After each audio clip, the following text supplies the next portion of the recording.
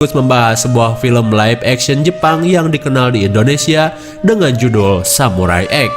Nostalgia banget ketika kita masih anak-anak. Namun dalam versi live actionnya berjudul Rurouni Kenshin The Final 2021 diangkat dari sebuah manga dan anime dengan judul yang sama, yang merupakan sequel terakhir dari film sebelumnya. Film ini menceritakan tentang perjuangan Kenshin dalam menghadapi seorang pria yang bernama Enshi, di mana orang tersebut adalah seorang yang berasal dari masa lalu Kenshin ketika masih menjadi seorang pembantai. Tak hanya itu, kalian juga akan kaget ketika tahu siapa Enshi yang sebenarnya. Lalu seperti apa konflik yang terjadi di antara mereka? Daripada penasaran, mari kita langsung saja ke pembahasannya.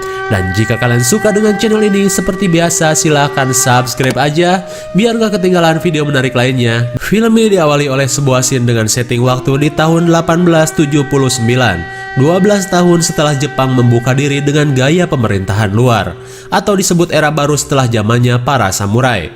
Pada saat itu, kepolisian sedang melakukan pencarian kepada seorang penyelundup senjata di stasiun kereta api. Saat memeriksa setiap gerbong kereta, seorang kepala polisi yang bernama Saito melihat pria mencurigakan. Dan ketika ditanya, pria yang bernama Enshi itu malah meledek sambil menawarinya senjata. Dirasa Enshi adalah orang yang dicarinya, Saito menyuruh anggotanya untuk melakukan penangkapan.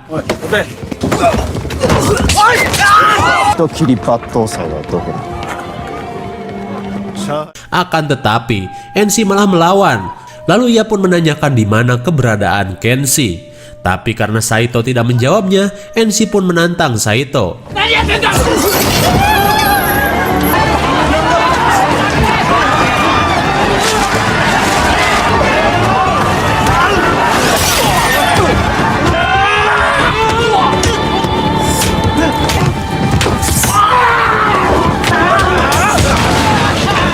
Di tengah kehebatan pria dari Cina tersebut, Saito terus berjalan mendekatinya.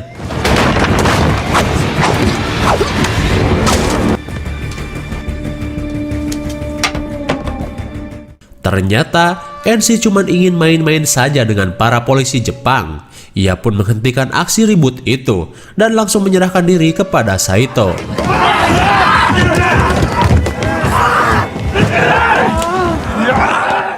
Singkat cerita, ketika Enshi sudah berada di pusat keamanan Jepang, seorang pejabat Cina menemuinya. Rupanya, kedatangan pejabat tersebut untuk membebaskan Enshi. Setelah proses penjemputan Enshi, Saito jelas protes kepada atasannya. Sudah capek-capek nangkep malah dilepasin. Kepala keamanan pun mengatakan bahwa ia bukan melepaskannya, tapi sesuai perjanjian ekstradisi dengan negara Cina, ia memberikan hak kepada pemerintah Cina untuk mengatur warga negaranya sendiri. Ketika hari sudah malam, scene beralih ke sebuah kedai. Terlihat seorang pria yang bernama Kenshin yang sedang mendraktir teman-temannya bersama kekasihnya yang bernama Kaori. Mereka yang tinggal bersama di sebuah dojo terlihat menikmati kebersamaan di malam itu. Setelah puas mukbang di tempat tersebut, mereka pun langsung OTW kembali ke dojo. Di sisi lain, Enshi yang akhirnya dibebaskan kini sedang bersama gengnya di atas bukit. Dan ternyata ia sedang melakukan prepare untuk aksi teror bom kepada warga Jepang. Tak berlama-lama, Enshi pun melakukan aksi pengeboman.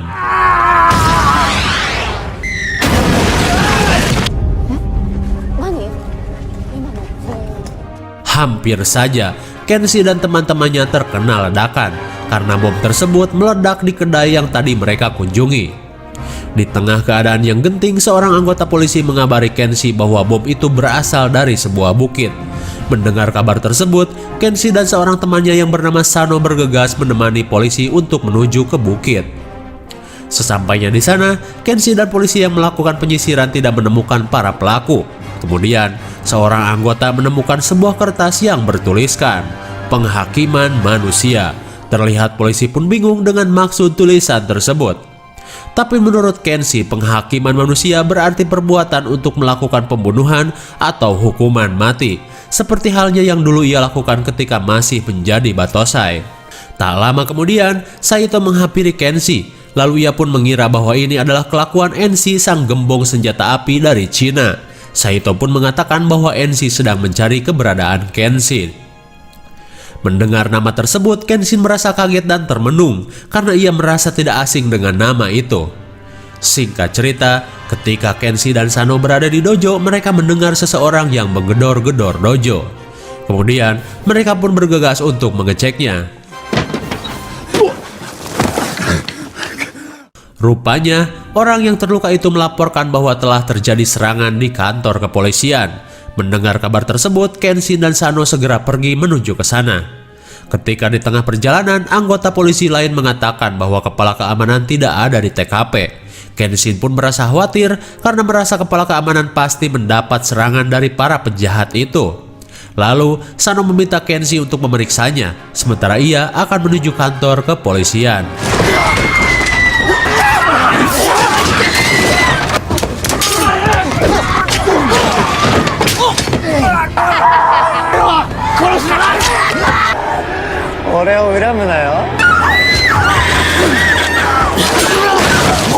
Ternyata dugaan Kenshi benar.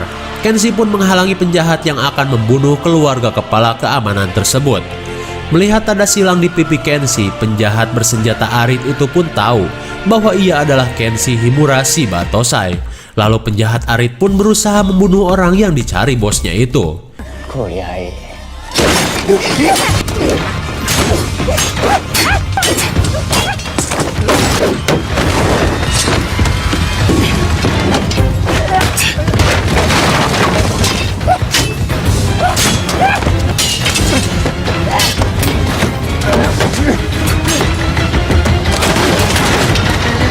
Rupanya, si penjahat arit tidak terlalu tangguh. Lalu Kenshin memaksa si penjahat untuk mengatakan siapa yang menyuruhnya. Akan tetapi, si penjahat malah terus menantangnya untuk bertempur.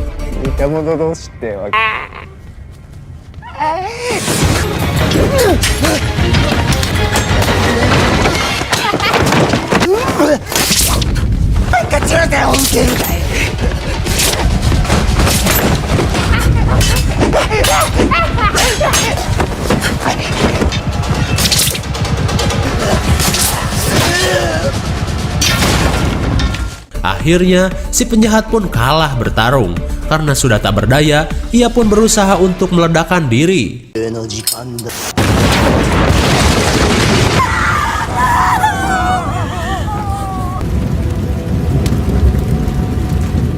Tapi untungnya, Kenshi berhasil menghindari ledakan bersama anggota keluarga keamanan.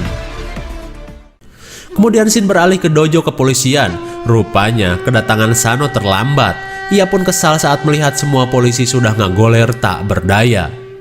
Di keesokan harinya, Kenshi pun berusaha untuk kembali ke dojo teman-temannya. Ketika di tengah perjalanan, ia melihat Enshi sedang duduk santuy menunggunya. Lalu Enshi berkata, "Apa kamu masih ingat dengan kakakku?" Mendengar ucapan tersebut, sontak Kenshin pun teringat dengan seorang perempuan yang memiliki seorang adik laki-laki.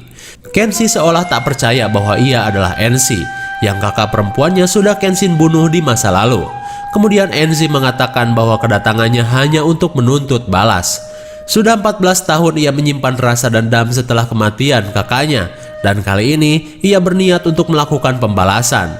Enshi pun berkata, "Aku tidak hanya ingin membunuhmu, tapi ingin melihatmu menderita. Tunggu saja." Tak lama kemudian, Enshi pun pergi. Singkat cerita, Kenshi tiba di dojo. Terlihat semua temannya heran dengan sikap Kenshi yang jadi pendiam. Apalagi pacarnya, karena tak biasanya ia melihat Kenshi seperti itu. Setelah beberapa saat, Kenshi menemui semua temannya. Kemudian ia menceritakan sejarahnya dengan seorang pria yang bernama Enshi, di mana semua kekacauan yang telah terjadi adalah perbuatan Enshi yang menginginkan balas dendam untuk kematian kakaknya yang bernama Tomoe. Dan ternyata Tomoe adalah istri Kenshi di masa lalu yang Kenshi bunuh. Mereka pun kaget ketika mendengar kenyataan Kenshi adalah seorang duda. Kenshi pun menceritakan awal pertemuannya dengan Tomoe. Setelah membunuh orang yang telah mengganggu Tomoe, mereka pun akhirnya saling menyukai. Meskipun Tomoe sadar bahwa Kenshi adalah seorang pembantai berdarah dingin. Lama-kelamaan, Tomoe pun jatuh cinta dengan Kenshi dan hidup bersama di Leweng dan bertani. Ketika mereka hidup bersama, Tomoe pun bercerita bahwa dulunya ia adalah seorang wanita yang gagal menikah karena tunangannya tewas dibunuh seseorang. Lalu, setelah kematian istrinya, Kenshi menemukan sebuah buku diari milik Tomoe. Kenshi pun akhirnya tahu bahwa Tomoe adalah calon istri dari seseorang yang pernah Kenshi bunuh. Dari kejadian itu pula, Kenshi mendapat luka sayat di pipinya. Masih ingat kan kejadiannya? Di buku itu pun tertulis, Tomoe ternyata sudah mengetahui bahwa Kenshi lah yang membunuh calon suaminya. Ia pun ingin menuntut balas kepada Kenshi. Rupanya, Tomoe malah terkena sabetan pedang Kenshi yang sedang bertarung. Terlihat Kenshi pun syok saat mengetahui istrinya tersabet katananya. Ketika Tomoe sedang sekarat, ia pun menerima balasan Tomoe meskipun hanya satu goresan saja. Dan dari sinilah luka silang di pipi Kenshi tercipta. Terlihat semua temannya pun seolah tak percaya dengan kisah tragis yang dialami Kenshi. Di keesokan harinya, Kaori kedatangan kawan lamanya yang bernama Misao. Tak hanya Misao, ia bersama kakaknya yang bernama Aoshi sengaja datang ke dojo untuk menemui Kenshi. Tapi karena Kenshi sedang tidak berada di dojo, Misao akhirnya memberikan sebuah titipan buku dari ayah seorang biarawan di daerahnya, di mana ayah biarawan tersebut mengenal Kenshi dan memiliki buku harian Tomoe. Lalu biarawan itu pun mengutus Misao untuk memberikan buku tersebut kepada Kenshi. Singkat waktu, malam pun tiba. Kenshi yang sedang berada di tengah keramaian merasa heran dengan banyaknya kertas yang berjatuhan. Tak hanya di kota, Kaori dan kawan-kawannya pun melihat kertas yang bertuliskan penghakiman manusia. Lalu, Kenshi melihat beberapa balon udara sedang menyebarkan kertas-kertas tersebut. Dan tak lain itu adalah perbuatan Enshi. Lalu tiba-tiba,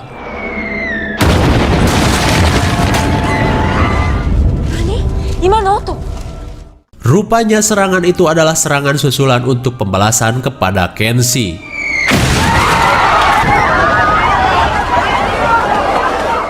Dirasa penembak berada tak jauh darinya, Kenshi bergegas mencarinya.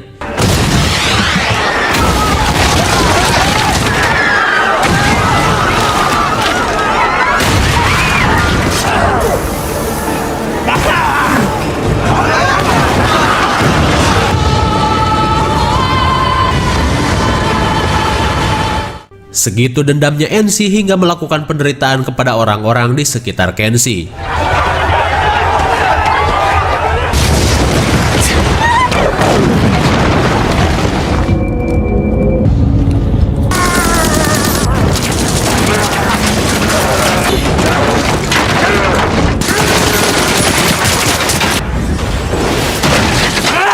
Saat pedang melawan senapan mesin, jelas membuat Kenshi kewalahan.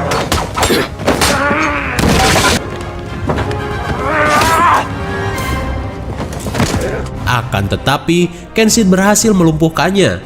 Si penembak yang seorang samurai pun meminta Kenshi untuk membunuhnya, karena bagi seorang samurai pengampunan adalah sebuah penghinaan.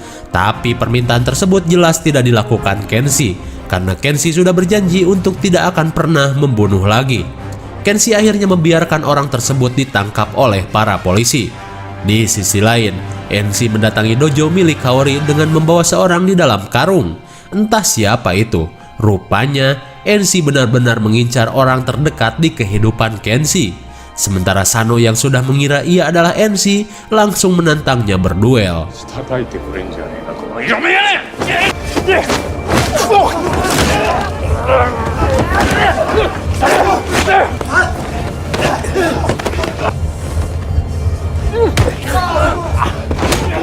Rupanya, Sano bukanlah tandingan Enshi. Kemudian, Enshi pun akhirnya mengincar Kaori, orang yang paling dekat dengan Kenshi.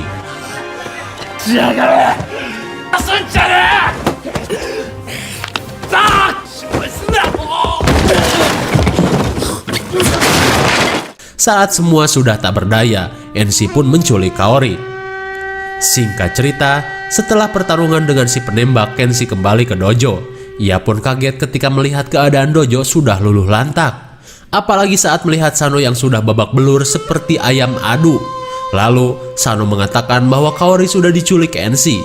Mendengar hal tersebut, Kenshi bergegas untuk mencarinya. Ketika berada di luar, ia melihat seorang di dalam karung. Setelah ia buka, Kenshi menemukan sebuah surat dari mulut sesosok mayat. Dalam surat yang ditunjukkan untuk Kenshi tersebut, Enshi menyebutkan bahwa dari sinilah ia akan melakukan pembalasan. Di keesokan harinya, Kaori yang berada di rumah Enshi baru sadar dari pingsannya. Karena terlihat sepi, ia pun bergegas untuk melarikan diri dari rumah tersebut.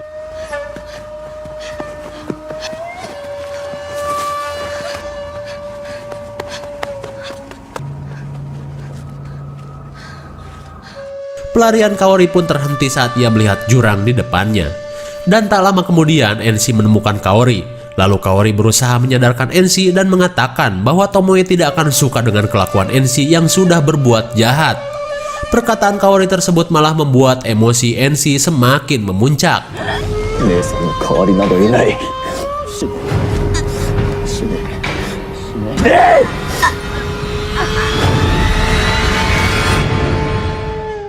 Di tengah niat Enshi untuk membunuh, bayangan kakaknya membuat Enshi berhenti mencekik Kaori. Enshi pun tidak mengerti kenapa Tomoe terlihat bersedih dalam bayangannya.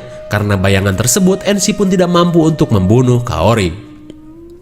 Di sisi lain, Kenshi pun merasakan hal yang sama tentang Tomoe, di mana Kenshi sedang teringat kata-kata terakhir dari istrinya itu.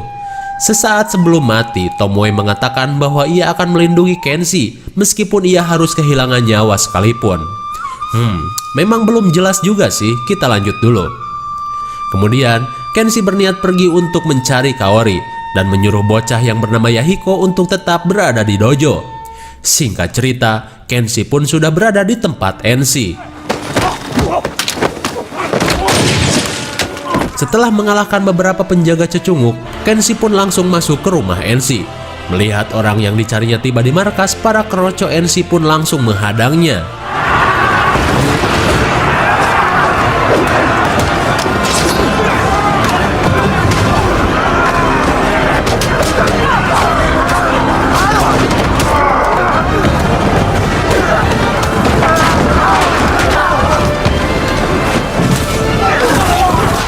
Meskipun musuh segitu banyak, Kenshi tetap tangguh untuk menghadapi mereka.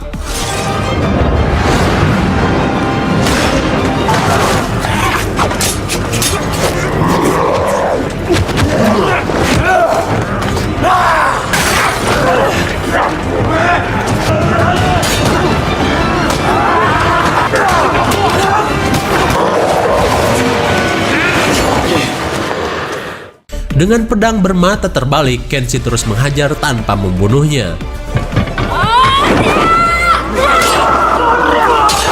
Tanpa diduga, Misao datang membantu. Ia pun mengatakan bahwa Misao akan menuntut balas untuk Aoshi yang ripuh dalam kekacauan di kota. Tak cuma Misao, para polisi dan Sano pun datang membantu Kenshi.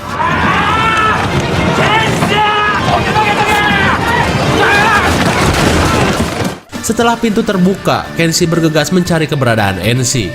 Akan tetapi, Kenshi malah dihadang teman Enshi yang seorang bos senjata api.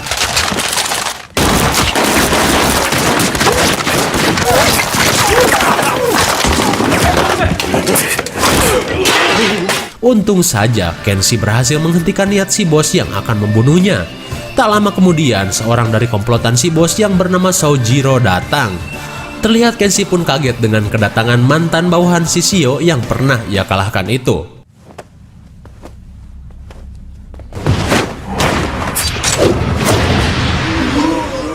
Tanpa diduga, Sojiro malah menghajar komplotannya sendiri.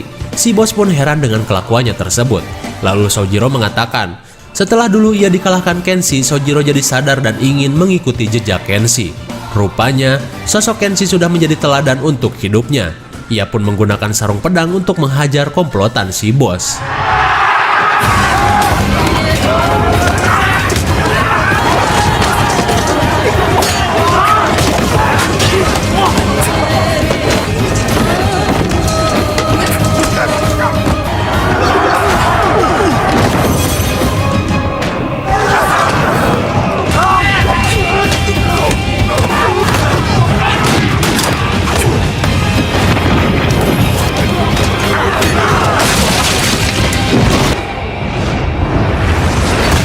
Di tengah perlawanan mereka, Sojiro menyuruh Kenshi untuk melanjutkan pencarian Enshi dengan menghadang para cecunguk di hadapannya.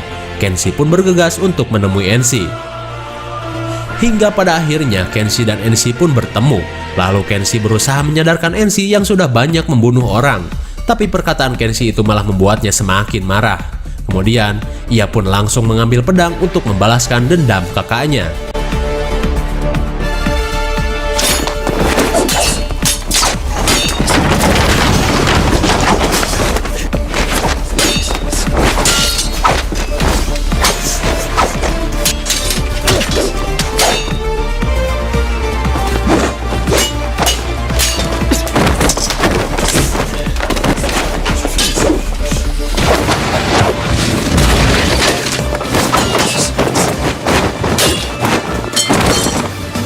Pertarungan yang cukup sengit membuat pedang Enshi patah, tapi perlawanan Enshi tak sampai di situ.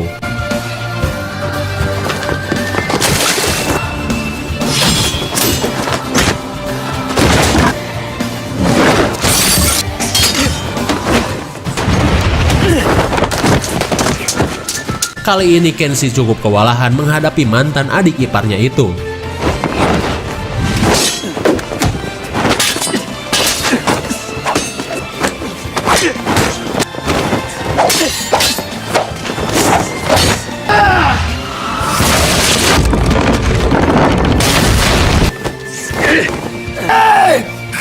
Enshi pun berkata, hanya kematianlah yang bisa menebus dosa pembunuhan.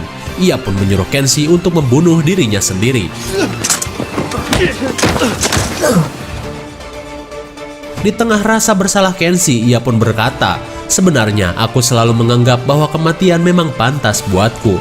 Tapi aku pun sadar bahwa kematian tidak akan bisa menembus dosa yang telah banyak membunuh. Tapi karena Enshi sudah banyak membuat korban tewas, Kenshi pun berniat untuk menghentikan perbuatan jahat Enshi.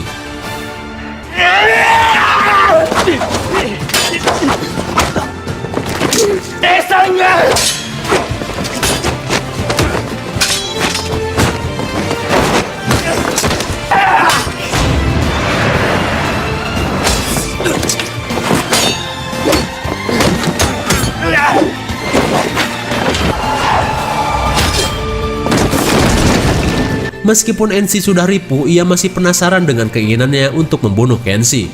Ia pun menggunakan pisau milik kakaknya. Tanpa diduga, Kenshi membiarkan Enshi menusuk perutnya, seolah ia memberikan kesempatan Enshi untuk melukainya. Tak cuman pisau, kini tembakan si bos menembus dada Kenshi. Kaori yang tiba-tiba datang pun berusaha menghentikan kelakuan si bos. Sungguh di luar dugaan, Enshi malah melindungi Kaori yang akan dibunuh si bos. Karena merasa dendam pribadinya malah diganggu si bos, ia pun langsung menghajarnya. Di saat itu pula, Kenshi menghentikan perbuatan Enshi karena itu akan membunuh si bos. Enshi pun kembali tersiksa oleh bayangannya, karena merasa tidak bisa melindungi kakaknya di masa lalu.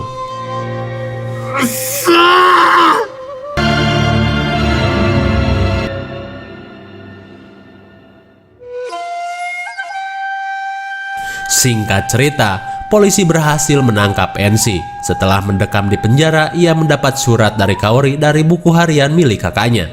Dalam isi surat tersebut, Kaori meminta Enshi untuk menyimpan buku harian kakaknya itu. Sementara di dalam buku harian Tomoe, Enshi akhirnya tahu bahwa semua tak seperti yang ia duga. Karena meskipun Kenshi sudah membunuh calon suaminya dulu, tapi kebersamaannya dengan Kenshi membuat kebahagiaan baru untuknya.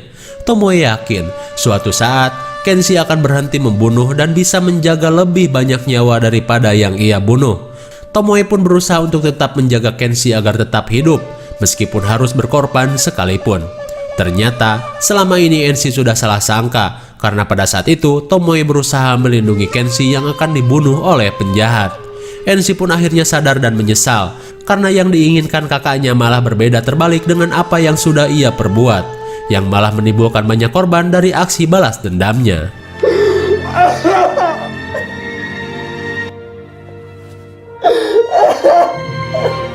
Di sisi lain, Kenshi dan Kaori berziarah ke makam Tomoe.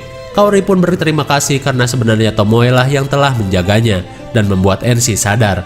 Setelah mendoakan Tomoe, mereka pun kembali ke dojo bersama dan film pun sudah berakhir.